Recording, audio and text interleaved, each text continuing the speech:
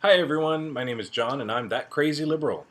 Like so many these days, I often find myself engaged in some pretty deep discussions ranging from politics and religion to the climate and economics.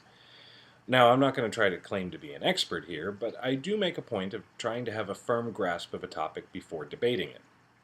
More than a few times, people have told me that my way of explaining things helped them to gain a better understanding of the issue.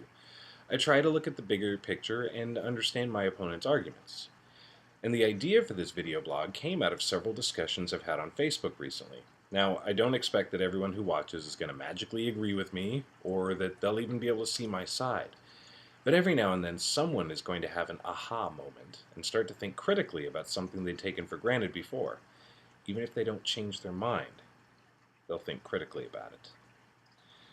Now, before I get into the heavy, hot topics of current events, I feel like I should give you a bit of a primer on who I am and what I believe. There are some words by which I try to live my life. Compassion is usually the answer. Doesn't particularly matter what the question was.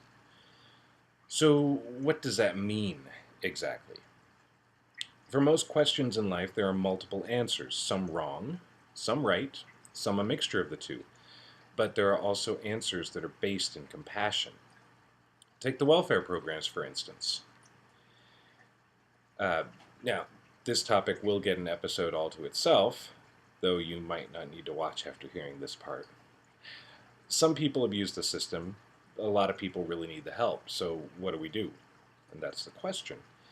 Here are some possible answers. We could end the system, restrict the system, add new rules and regulations, require drug testing. We could just keep an eye on it to make sure it doesn't get any worse. We could expand the system to help more, even though it might invite more abuse. Or we could try to change things so that fewer people need the system. Now, it's hard to say which of these is objectively right or wrong, and frankly, we'll never get 100% consensus on that. But I'll tell you this, the two most compassionate answers are the last two: to help more or to make it so that fewer need the help. It might even be a mistake to do so financially. But if it's a mistake, it's one worth making, because compassion is the answer.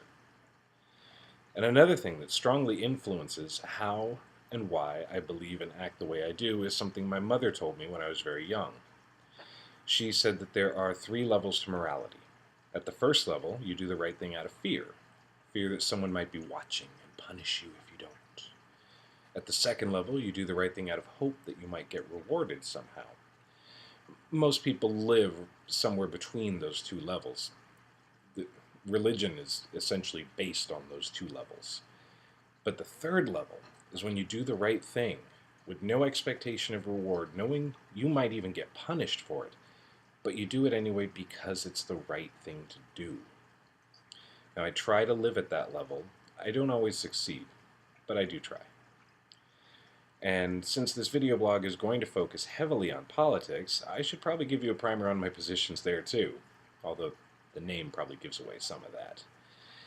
In short, I'm against anything that discriminates, unfairly targets the poor while favoring the extremely wealthy minority, denies good science, or results in loss of life. So obviously that makes me a liberal. Seriously though, I don't believe that the average conservative-minded citizen actually thinks discrimination is good, that science is automatically fake, or that killing people is okay. But that's where the conservative policies tend to lead. And the disturbing thing is the elected officials are able to get away with doing things that their voters wouldn't like. And why is that? I think that as a whole, we're extremely ignorant of the political process. We're force-fed a steady diet of propaganda through large media outlets such as Fox News, and I use the word news lightly. But it's not just them. I mean, liberals have media outlets too, with just as strong a bias. But why does it work out this way? I mean, why is it that liberal policies tend to lose even when the voters agree with them? See, I think I've actually figured that out. Liberals like facts. We want data. We want stats. We want charts. We want to see how similar policies have worked in the past. Numbers. Liberals appeal to the intellect. Conservatives, however, they take a different approach. They ignore the facts. They ignore history, scorn charts, and when someone brings up statistics, they quote Mark Twain. Instead, they go for the gut. Conservatives make emotional appeals, while liberals make intellectual ones. And frankly, it's a lot easier to get an emotional reaction than an intellectual one. If you think back to the Bush-Gore presidential debate, while Gore wanted to use actual numbers, math, and a clear understanding of the science of economics to criticize Bush's plans for tax cuts and Medicare, Bush, instead of forming an intelligent reply, quipped a joke about Gore inventing the calculator. And it was pretty funny. Of course, it was complete bullshit, and Gore was completely right about just how disastrous Bush's plan could be. But forget the facts, this man made a joke. And that's how they win. They're likable. They're charming. I'm hoping that I can incorporate some humor into my discussions to try to counter this. But I am a liberal, so there will be facts. There will be numbers. Just try to brace yourselves for that, okay? I'll do my best to make them entertaining.